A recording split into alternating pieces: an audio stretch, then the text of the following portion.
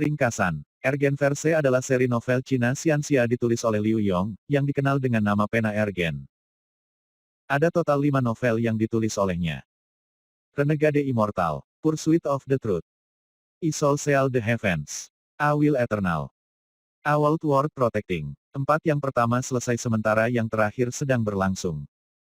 Renegade Immortal. Sejak zaman kuno, mereka yang mengikuti kehendak surga disukai oleh surga, tetapi sebenarnya, mereka hanyalah serangga.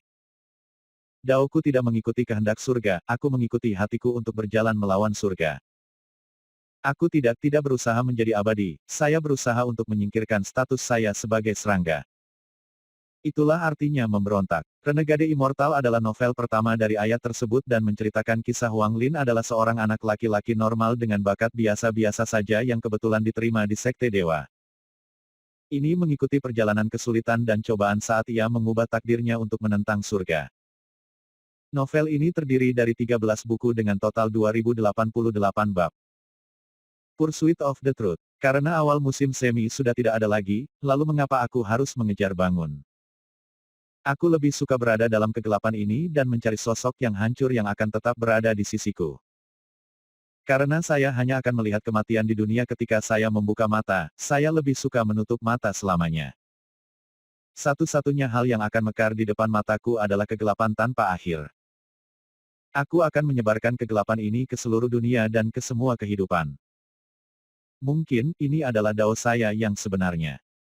Su Ming tumbuh bermimpi menjadi seorang berserker meskipun dia tahu bahwa kemungkinan dia menjadi seorang berserker hampir nol. Suatu hari, dia menemukan sepotong puing yang aneh, dan itu memungkinkan dia untuk menjadi seorang berserker. Tapi apakah cukup bagi Su Ming untuk menjadi berserker lain untuk melindungi orang-orang yang dia sayangi? Novel ini adalah yang kedua dari ayat dan terdiri dari 7 buku dengan total 1484 bab. I Soul Seal the Heavens.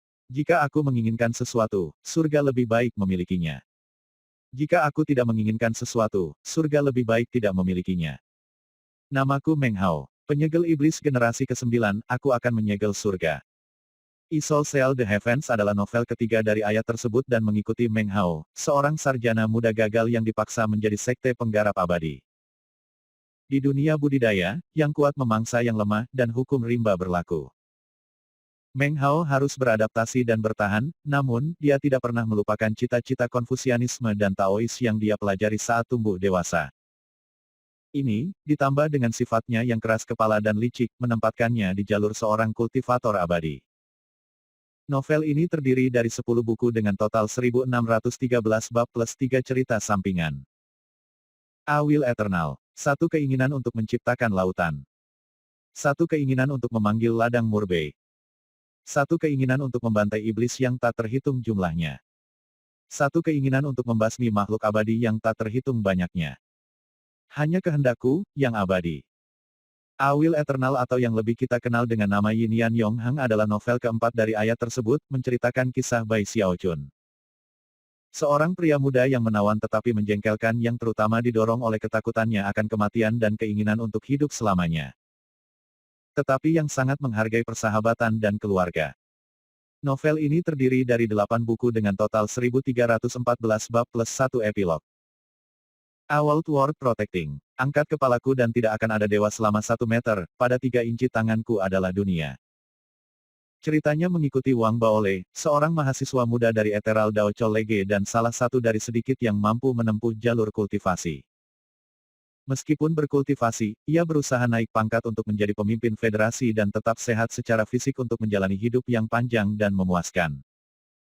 Namun, cara kultivasinya kejam dan berdarah, dan bahkan dunia utopis seperti dia tidak dapat membuat jalan menjadi lebih sulit untuk dilalui.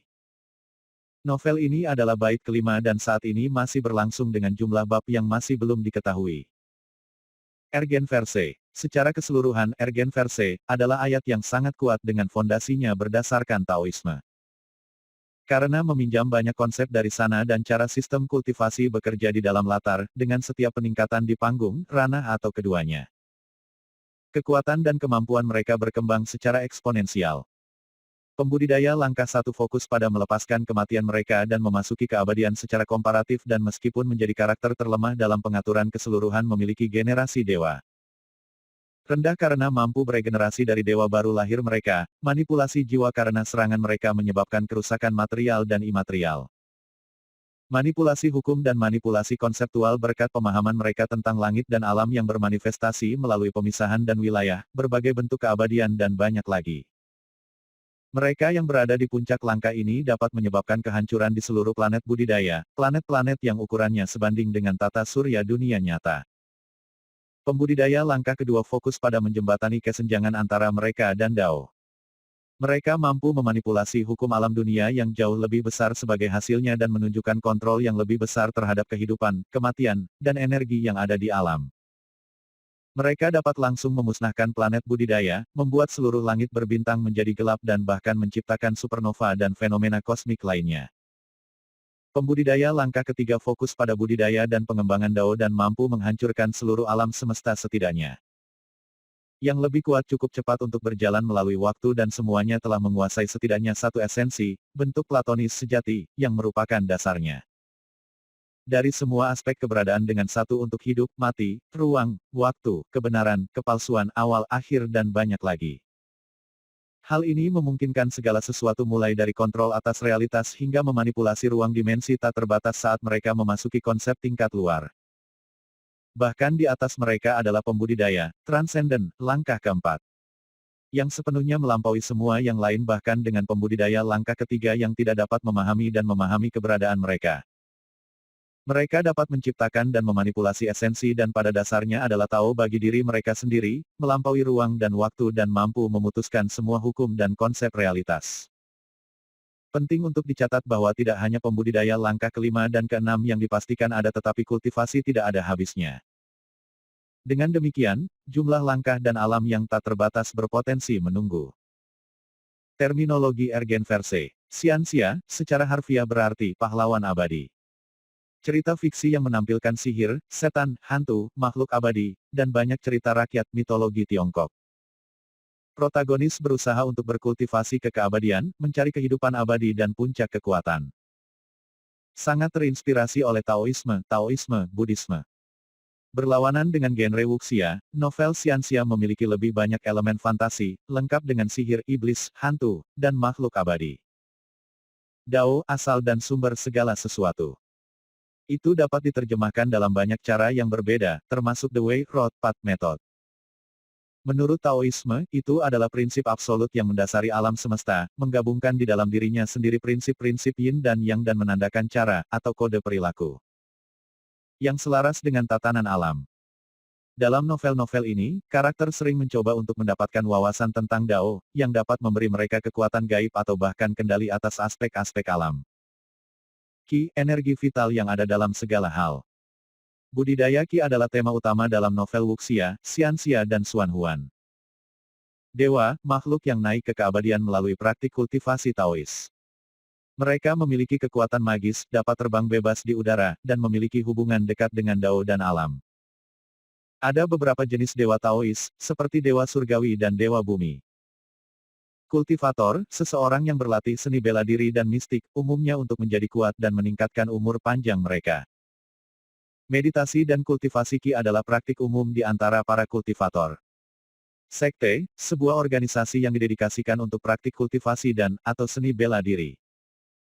Biasanya dipimpin oleh pemimpin sekte atau patriark.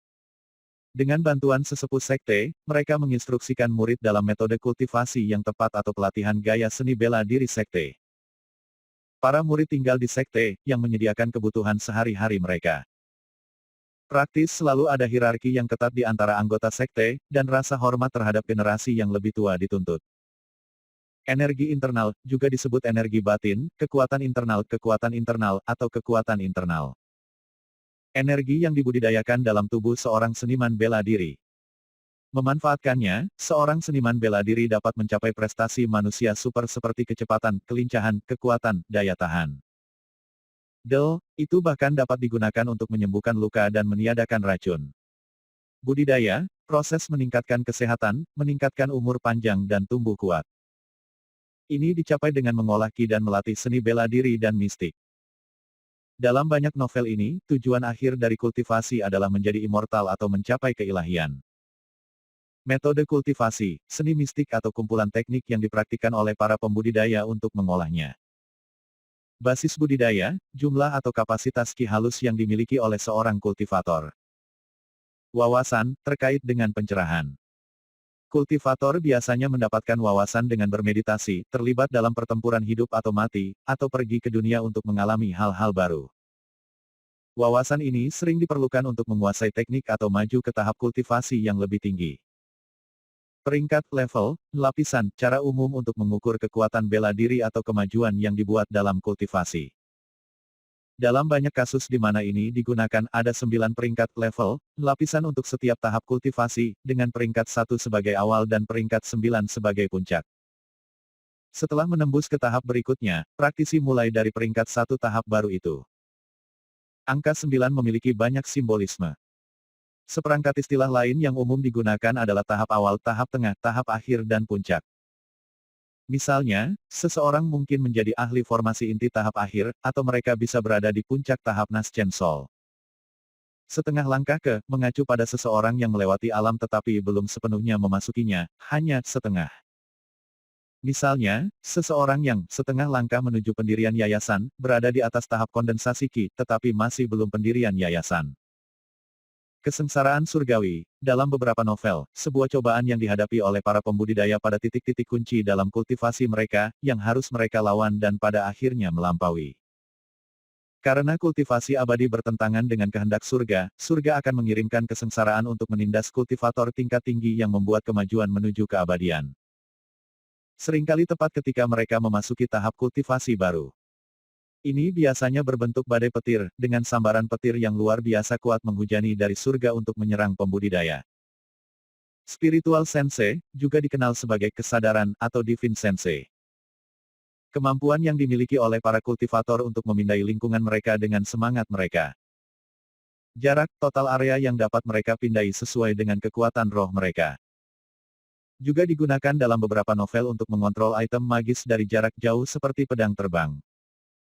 Karena banyak informasi penting untuk memahami waralaba tersebar di 5 novel yang cukup panjang ini akan membuatnya lebih mudah. Itulah mengapa Ergen Verse memiliki banyak sekali blog penjelasan yang dapat membantu seseorang yang tidak mengetahui konten ini untuk memahami yang diperlukan sekaligus. Bagi yang penasaran, tertarik ada urutan membaca novel Ergen, Renegade Immortal, Pursuit of the Truth, I Soul Seal the Heavens, A Will Eternal, A World Worth Protecting.